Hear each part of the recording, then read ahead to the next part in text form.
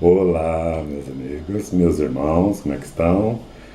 Pois é, esses dias eu fui premiado com essa coceirinha na garganta e esse querré vem, cresceu, diminuiu, então, mas agora ele está meio que a gente continua meio rouco, então caso qualquer coisa, qualquer cacac aí, não liga não, hein?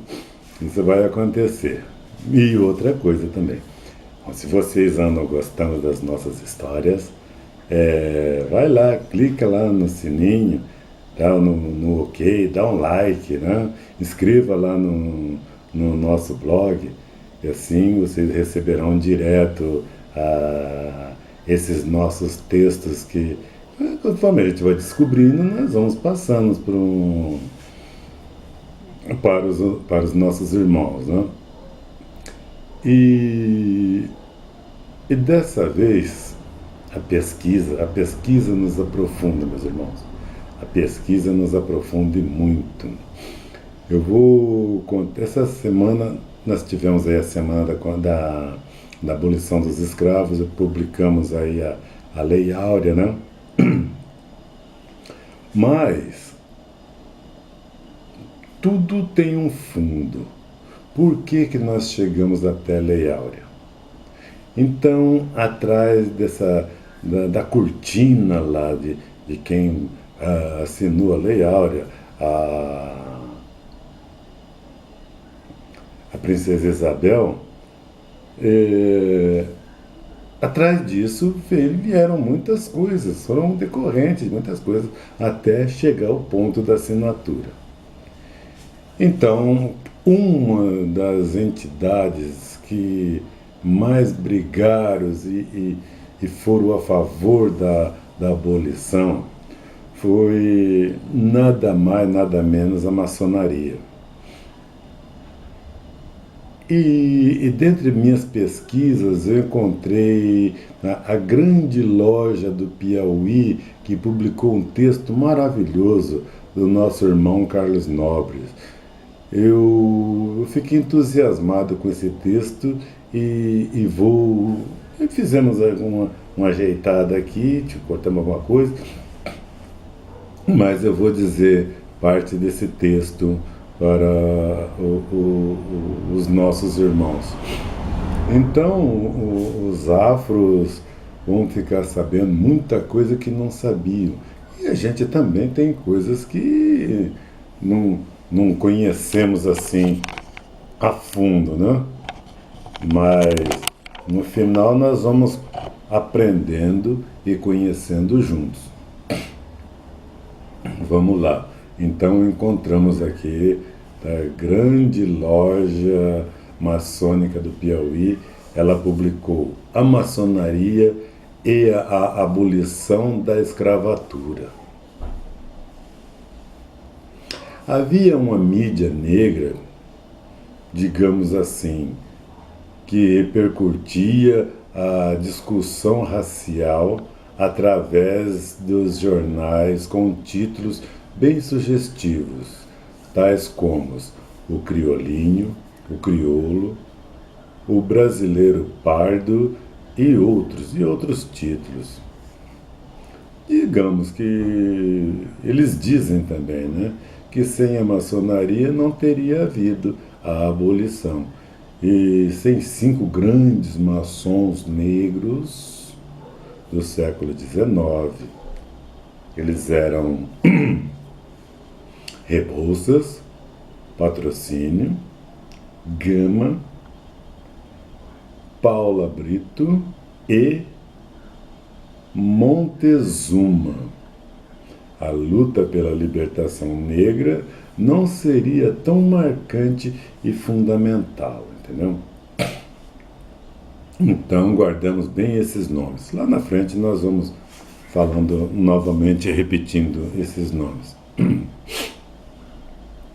Após a morte, em 24 de agosto de 1882, do advogado negro Luiz Pinto da Gama, mas o nome dele completo era Luiz Gonzaga Pinto da Gama, em São Paulo, cujo sepultamento fora acompanhado por cerca de 3.000 pessoas numa cidade que, na época, tinha 46.000 habitantes. O promotor de justiça e depois juiz, Antônio Bento, formado pela Faculdade de Direito do Largo São Francisco de São Paulo, jurou diante do túmulo de Gama em continuar a sua obra abolicionista.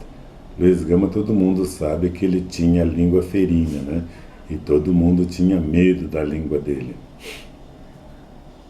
Para tal empreitada, ele organizou uma sociedade secreta chamada Os Caifazes. Depois, em outro vídeo, nós falamos a respeito dos Caifazes, cujos membros eram recrutados em todas as camadas sociais e nas 3 principais lojas maçônicas de São Paulo: América, Piratininga e Amizade. Essa sociedade retirava à força das fazendas paulistas os escravos e os encaminhava para o quilombo de Jabaquara, em Santos, ou então para o quilombo do Rio de Janeiro.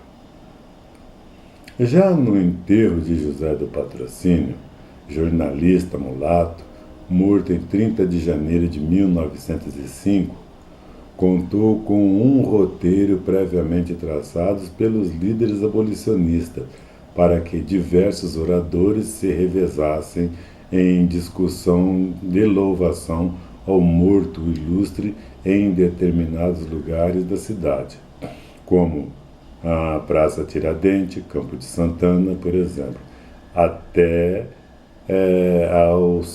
chegar ao cemitério do Caju, em São Cristóvão, no Rio de Janeiro. Patrocínio, nos anos 1880 do século XIX, se tornara a face popular militante de movimentos abolicionistas, travando lutas ideológicas intermináveis com os representantes das elites escravocratas. Era uma mistura de Espartaco com Desmulhos. Espartaco, o guerreiro grego. Sua figura pública também expressava a articulação nacional e internacional do movimento abolicionista, que desde os anos 1920 do século XIX vinha ganhando espaço, corpo na opinião pública nacional. 1920 não, 1820, né? No século XIX. Embora sintetizasse o símbolo do pensador estrutural do movimento abolicionista, o engenheiro mulato André Rebouças, no entanto, não teve um sepultamento grandioso como os de Gama e Patrocínio, pois morrera no exílio em Funchal, na Ilha da Madeira, em Portugal, em 9 de maio de 1898, e seu corpo chegara dias depois ao Rio de Janeiro. Mas, no entanto, seus amigos e a direção da então Escola Politécnica do Largo São Francisco, no Rio de Janeiro, da qual fora aluno e professor, e pioneiro em introduzir novas cadeiras de engenharia civil. Prestaram-lhe homenagens que se estenderam até hoje. Se estenderam, né? Até o século XXI. Na verdade, ele era um ícone para demais abolicionistas, pois, com sua rara inteligência, era uma espécie de civilizador do século XIX, segundo o historiador José Murilo de Carvalho, na orelha da obra de Maria Alice Rezende Carvalho, onde ele estuda a trajetória de Rebouças. Outros 2 negros também se destacaram nas lutas sociais do início do século XIX, O primeiro deles é o médico e advogado Francisco Barbosa G. Acaiaba Montezuma, que chegou a ser a maior autoridade maçônica do seu tempo, pois fora grande coordenador soberano do Supremo Conselho do grau 33 do rito escocês antigo e aceito, organismo que ele trouxe da Bélgica e que disciplinou a maçonaria brasileira, ainda ascendente no Brasil, e fundou a Ordem dos Advogados do Brasil e Instituto Histórico Geográfico do Brasil. Você vê a importância do camarada, né? Médico, advogado, e trouxe da Bélgica esse novo estudo para a maçonaria brasileira, coisa que o pessoal ainda não conhecia. Em 17 de maio de 1865, Acaiaba, o Visconde de Jequitinhonha, apresentou no Senado vários projetos de extinção gradual da escravidão, entre os quais se destacam o fim de 10 anos dali em diante. Seria concedido liberdade para escravos maiores de 15 anos e, ao fim de 15 anos, liberdade para os demais, com a cláusula segundo a qual os senhores de escravos seriam indenizados pelo fim do trabalho escravo. Era a proposta conciliatória, bem peculiar dos liberais da época, onde não queriam desagradar os senhores de escravo, nem assemelhassem com refinados escravocratas. Eles tinham medo dos generais, dos coronéis, do café, da cana-de-açúcar. Então eles tremiam na base, entendeu? Muitos deles tremiam. E esses negros que lutaram pela escravidão, eles eram ferrenhos, eles tinham coragem mesmo. Consta ainda que Montezuma fora o primeiro integrante do governo de Dom Pedro I e a se posicionar contra a escravidão no Brasil, segundo o Barão de Rio Branco, também maçom e autor da Lei do Ventre Livre. Trajetória não menos surpreendente pertence a outro mulato, o livreiro Francisco de Paula Brito, descobridor do talento de Machado de Assis e editor do primeiro romance no Brasil, O Filho do Pescador, isso em 1843. De outro mulato, o escritor cabofriense Antônio Gonçalves Teixeira e Souza. De origem humilde, Paula Brito, que nasceu liberto, fora um dos primeiros tipógrafos brasileiros da corte, cujo mercado na época era monopolizado pelas tipografias francesa nacional Augier e Plancher. Ao lado de sua tipografia, na Praça Tiradentes, num clube criado e intitulado por ele de Sociedade Petalógica, se reunia a nata da literatura brasileira da época, que tornara o local o centro da vida literária da corte. Paula Brito foi um dos primeiros afrodescendentes a participar dos debates raciais no início do século XIX, ao lançar, em 1833, o jornal O Homem de Cor. Num momento de surto nativista, onde os brasileiros procuravam valorizar suas origens étnicas em relação aos colonizadores portugueses. Na época, Em livrarias, bares, lojas comerciais, ruas e praças da corte discutia-se a identidade racial brasileira em contraponto à cor europeia. E a imprensa fora um campo privilegiado onde esse debate se visibilizou. Um traço marca a trajetória de todos esses 5 homens que no século XIX todos eram maçons em lojas cariocas e paulistas e levaram para dentro da ordem maçônica a luta contra o escravismo. Também entre eles figurava o maestro mulato Carlos Gomes, autor da ópera O Escravo, também maçom, só que sem a militância dos demais, entendeu? Carlos Gomes já era, o negócio dele era ópera, né? Ele não queria se envolver, entendeu? A maçonaria incorporou as propostas abolicionistas e ao fim do trabalho escravo entrou na ordem do dia das diversas lojas, provocando contradições e discussões complicadas sobre o negro e sua perspectiva de liberdade na sociedade brasileira.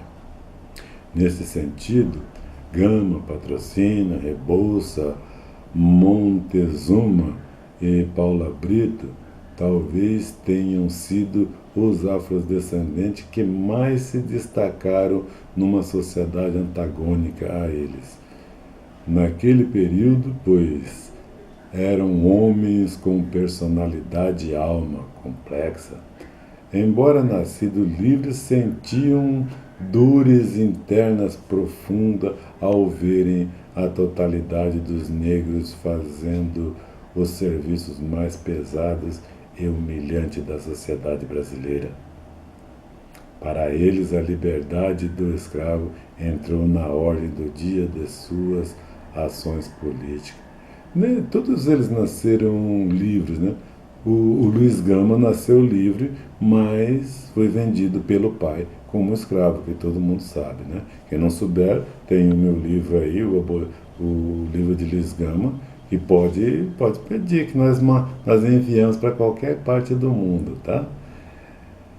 Enquanto os demais negros estavam atados a correntes, os maçons negros, podiam ter escravos também e ascenderem naquela sociedade, pois estavam articulados com instâncias superiores do poder que facultavam a eles uma certa ascensão em meio à negrada sem direitos. Mesmo por isso, eles fundamentaram suas vidas em defesa da liberdade escrava, pois sabiam que naquela forma de organização da sociedade estava contra as novas tendências de sociedade, principalmente o capitalismo, que implicava um novo sistema, ou seja, a venda de mão de obra no mercado de trabalho. Tenório de Albuquerque, em A Maçonaria e a Inconfidência Mineira, mostra como a maçonaria brasileira foi diretamente influenciada pela francesa e que o ambiente revolucionário daquele país impactou os maçons brasileiros, que viam na escravidão um entulho a ser removido para a modernização política do país. A maçonaria lutava intimoratamente pela liberdade, igualdade e fraternidade. Combatia a explosão do homem pelo homem, escreve ele. Então a influência francesa no Brasil ganha uma dimensão particular, pois os principais líderes da Revolução Francesa eram maçons.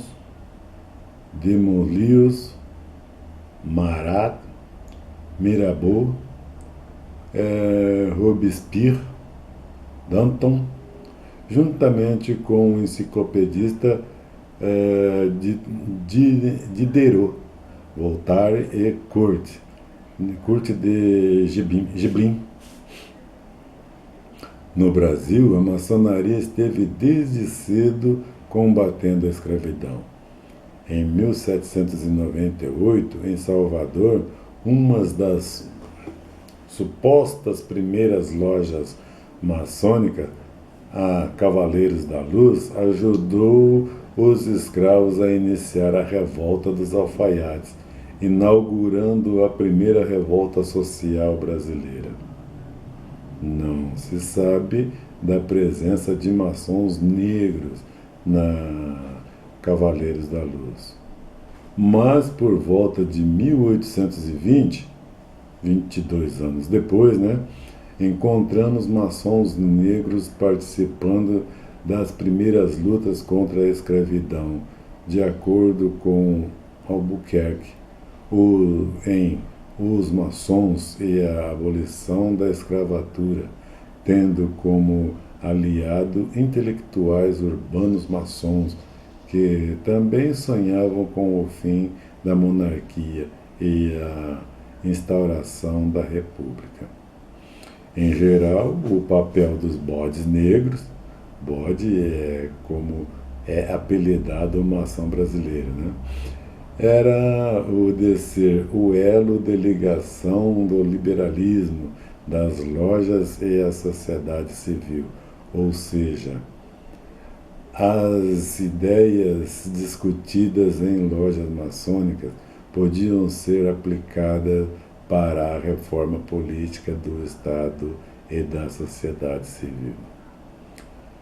Em São Paulo, em meados do século XIX, Luiz Gama era o advogado da loja América, dedicado a libertar escravos através de ações judiciais ou mesmo tirando à força das fazendas, e depois encaminhando-os para os esconderijos articulados com a luta abolicionista, como o Quilombo de Jabaquara, em Santos.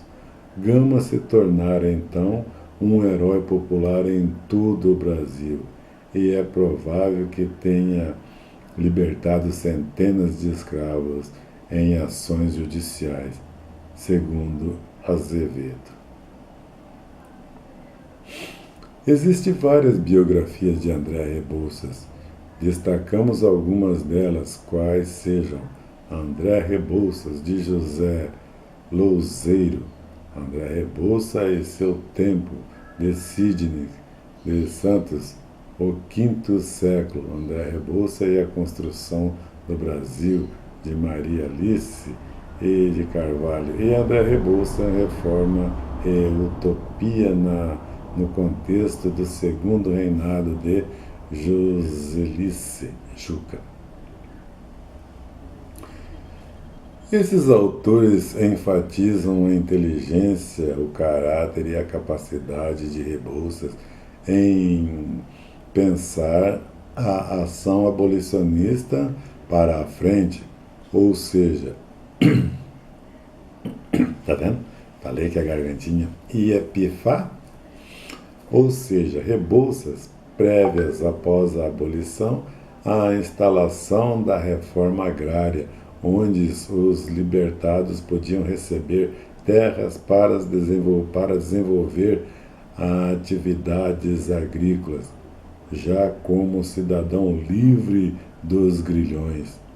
Maçom de uma loja não identificada, possivelmente a União e Tranquilidade, do Rio de Janeiro, ao qual pertencia Patrocínio.